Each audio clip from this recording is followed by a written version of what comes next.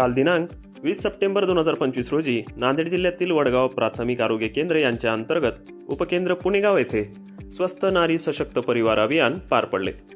यावेळी तालुका आरोग्य अधिकारी डॉक्टर प्रवीण मुंडे, सरपंच हनुमंत पाटील पुयड यांच्या पुढाकाराने वैद्यकीय अधिकारी डॉक्टर अमजद सर, सामुदायिक आरोग्य अधिकारी डॉक्टर राजेश पाईकराव, डॉक्टर फरहा तन्वीर, आरोग्य पर्यवेक्षक रवी कुंटुरवार, कौंसल्ये, पोलीस पाटील विलास पुयड, आरोग्य सेवक सुदर्शन गिरी, प्रताप भोसले, गट प्रमुख सिंधुताई पंचलिंगे, सर्व पुणेगाव येथील आशा वर्कर्स उपस्थित होते।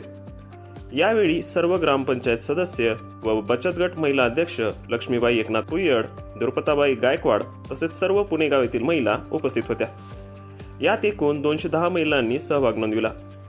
या अभियानांतर्गत आरोग्य तपासणी, रक्त तपासणी, ECG तपासणी, कर्करोग तपासणी, थुंकी नमुना, गरोदर माता तपासणी केली। तसेच Shinde sister, Naik sister, Shilpa sister आदींनी किशोरवयीन मुलींना येणाऱ्या अडचणींबद्दल व योगाबद्दल मार्गदर्शन केले। वडगाव प्राथमिक आरोग्य केंद्र यांच्या अंतर्गत उपकेंद्र पुणेगाव येथे राबविलेले स्वस्थ नारी सशक्त परिवार अभियान सर्वांच्या सहकार्याने यशस्वीरित्या पार पडले।